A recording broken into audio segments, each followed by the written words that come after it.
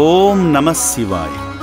అనాథుల శాశ్వత పోషణ కోసం కడుతున్న మహాశైవ క్షేత్ర నిర్మాణానికి సాయం చేసేందుకు హైదరాబాద్ ఎల్బీ నగర్ వాస్తవ్యులైన ఎన్ నరసింహ గారు ఈరోజు అమ్మా నాన్న అనాథ ఆశ్రమానికి విచ్చేశారు. మాధవ సేవలో భాగంగా ముందుగా శ్రీ పుణ్యలింగేశ్వర స్వామి చెంత వారి గోత్రనామాలతో అర్చనలు నిర్వహించుకున్నారు. ఈ సందర్భంగా పరమ పవిత్రమైన శివలింగానికి అభిషేకం చేసి వర్ణనాతీతమైన ఆనందాన్ని పొందారు.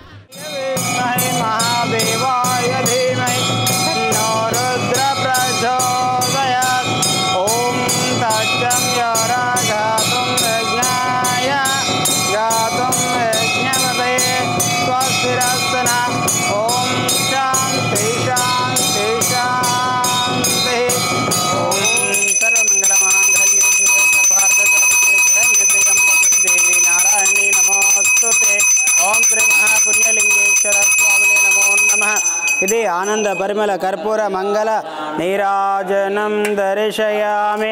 నమః పార్వతీపదయే హర హర మహాదేవ శంభో శంకర హర హర నమః శివార్పణమస్తు. ఓం నమః శివాయ. ఇంద్రియ ఆయుష్యేంద్రియే ప్రతిష్టతి శతమనంతం భవతి శతమైశ్వర్యం భవతి శతమితిం శతం దీర్ఘమాయు. ప్రశాంతమైన వాతావరణంలో కొనసాగుతున్న హోమంలో నెయ్యి వేసి మొక్కులు చెల్లించుకున్నారు. మహారుద్రాయుధం నమః, మహాగణేశ్వరాయుధం నమః, దుర్గాదేవతాయుధం నమః, ఆగ్నేయుధం నమః, ఆగ్నేయుధం నమః, ఆగ్నేయుధం నమః, ఆగ్నేయుధం నమః, దుస్సప్రజాపతయేయుధం నమః.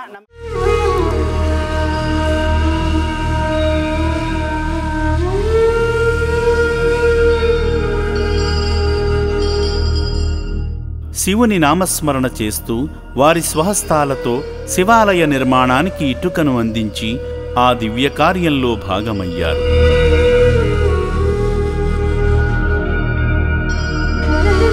అభాగ్యుల వసతి భవనాన్ని సందర్శించి మతిహీనులై తిరుగుతున్న అభాగ్యులను కళ్ళారా చూశారు. సేవామూర్తి నరసింహ గారు వారి భార్య అంజమ్మ గారిని భాగం చేస్తూ నూతన శివాలయ నిర్మాణ పనుల నిమిత్తం శక్తిమేర సాయం చేసి ముక్కంటి పరిపూర్ణ అనుగ్రహానికి పాత్రులయ్యారు.